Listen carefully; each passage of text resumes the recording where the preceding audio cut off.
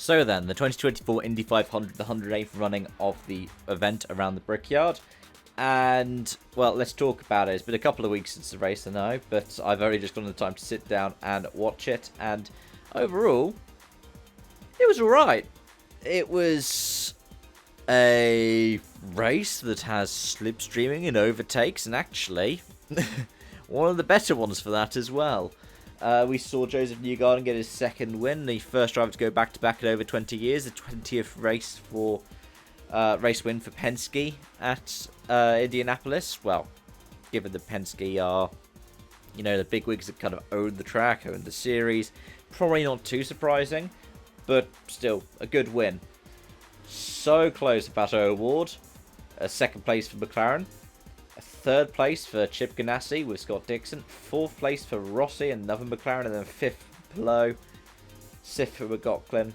Seventh place, the best Andretti for Carl Kirkwood. And actually, for the Andrettis themselves, it wasn't a particularly great race. Ericsson out on the first lap, before Marco Andretti continued the family's curse by going out on lap 113. Elsewhere, we saw some good debuts for example, Rasmussen, but most notably Kyle Larson, who ended up leading a handful of laps himself, though ended up dropping down to 18th in the end with the penalty that he picked up for being too fast going onto pit road. 9.5 seconds off the win in the end, so he managed to get himself back into that kind of lead pack, benefited from things such as cautions, unlike someone like, say, Augustin Catapino, who finished 22nd, is the only person to finish not on the lead lap, finished a lap down.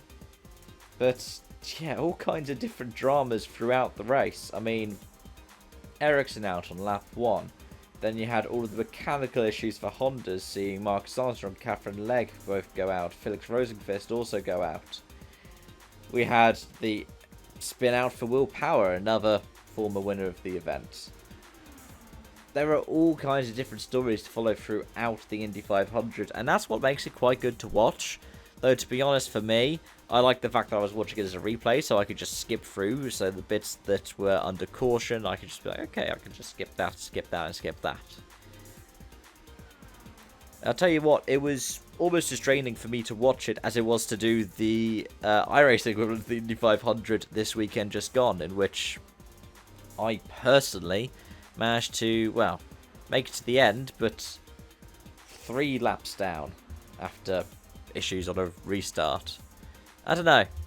I like these Crown Jewel events, and it certainly was more entertaining than the Coke 600 for me.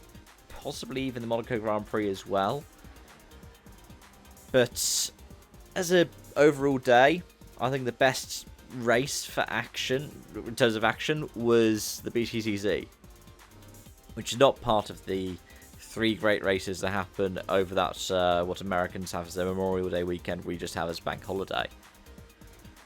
It was, yeah, the big 3 headliners were a bit underwhelming.